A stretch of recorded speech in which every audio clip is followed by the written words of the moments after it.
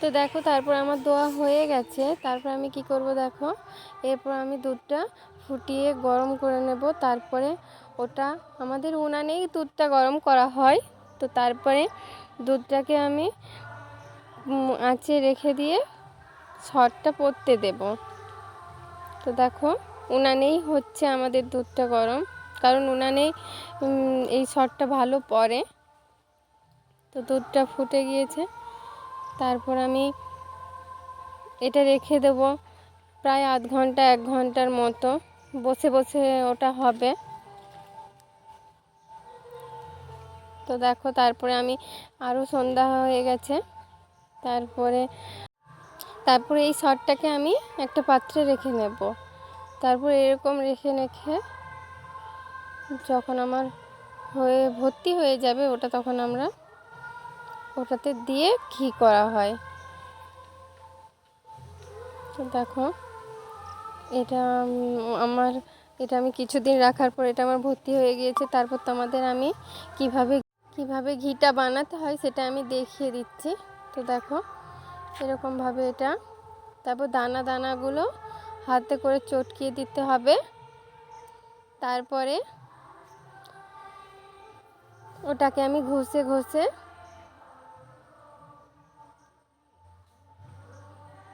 তো আমার দানাগুলো ভাঙা হয়ে গিয়েছে।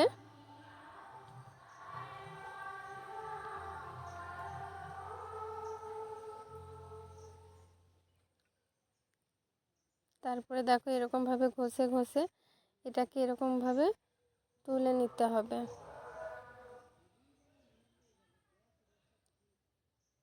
তো দেখো, তো দেখতে থাকো কিভাবে এটা হয়।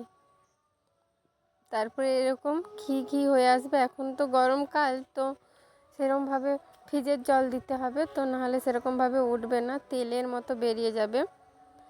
শীতকালে হলে খুব ভালো ওঠে আর কি।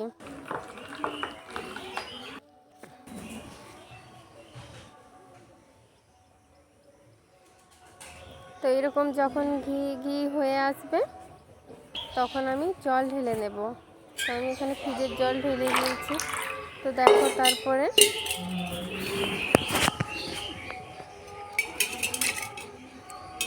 এই ননি বলে এটাকে, এই ননিটা আমি তুলে একটা পাত্রে রেখে দেব।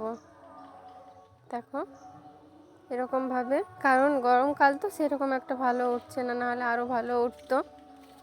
তো এরকম আমার ননিটা তোলা হয়ে গেছে। এটা ঘোল বলে, অনেকে এটাও খায়। তো আমরা এখন আগে খেতাম, তো এখন আর সেরকম খাওয়া হয় না। তারপর এটাকে আমি গ্যাসে এটা গরম করে নেব। তো এটার দ্বারাই ঘিটা তৈরি হবে। দেখো এটা ফুটছে, 10 মিনিটের মতো করলেই হয়ে যাবে।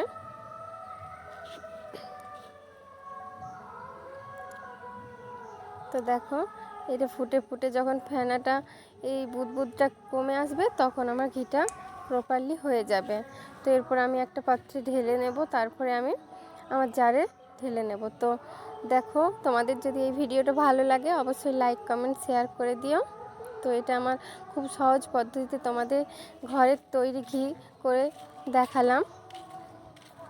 তো দেখো এটাই একটু করে রাখা হয়। তো দেখা হচ্ছে পরের ভিডিওতে।